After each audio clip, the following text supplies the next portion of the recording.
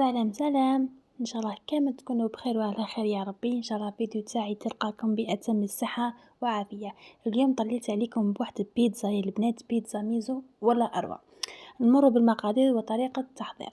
هنايا كنت جبت حبة تاع بصل مع شوية نتاع ثوم، كنت خليتهم يتغلوا مليح مليح حتى يتكرمل لي هذاك البصل.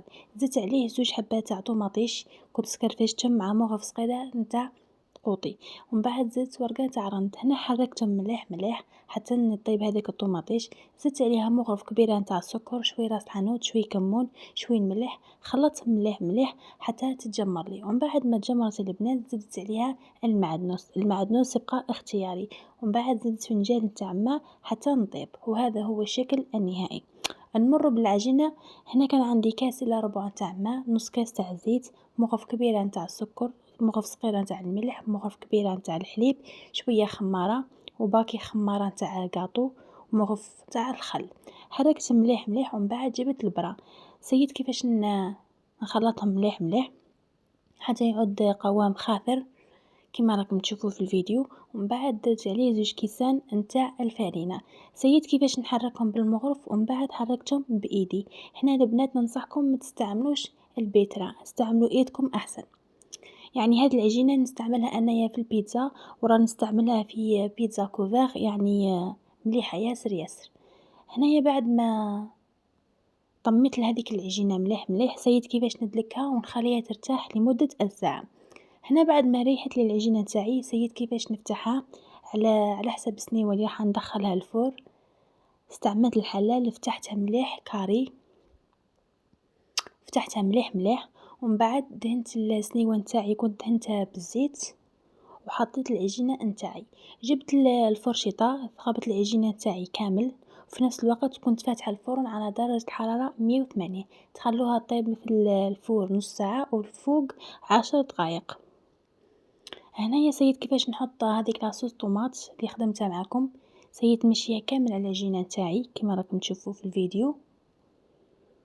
حركتها مليح مليح. انا هنا البنات نفضل اني نحط لاصوص وفلفل برك، ما نحبش ندخل الفرماج والزيتون واكسيتا في الفرن، نحس ما يذوبولي. كل واحده يعني واختيارها. هنا حطيتها في الفرن لمده نص ساعه. قبل لا نشعل عليها من فوق كنت هنا عندي ربع صدر تاع دجاج، كنت طحنته وقليته مليح مليح، حطيته في البيتزا. درت عليها ايضا صلصه تاع جبن. صلصه تاع جبن البنات كنت خدمتها معاكم من قبل في الوصفه نتاع الكراتا، اللي مش شايف الفيديو تروح تشوفوا وتشوف الصلصه تاع جبن كيفاش خدمتها. سيد كيفاش نمشيها مليح مع هذيك البيتزا. ومن بعد درت حبه فرماج نتاع شيف، يعني حبه فرماج تاع شيف تقدروا تستغنوا عليها.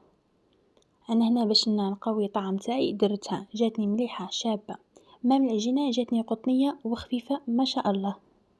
هنا بعد ما حطيتها شعلتها في الفرن لمدة 10 دقائق ومن بعد نحيتها.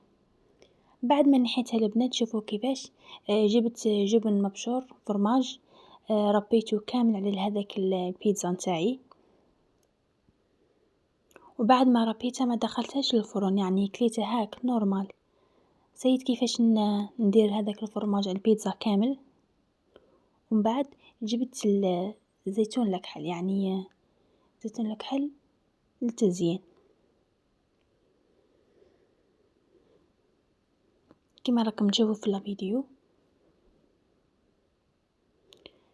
تجي بنتها خفيفة خفيفة وتجي هشة، يعني بنتها مش نورمال، مش كما العجينة اللي كنت موافقة نديرها من قبل.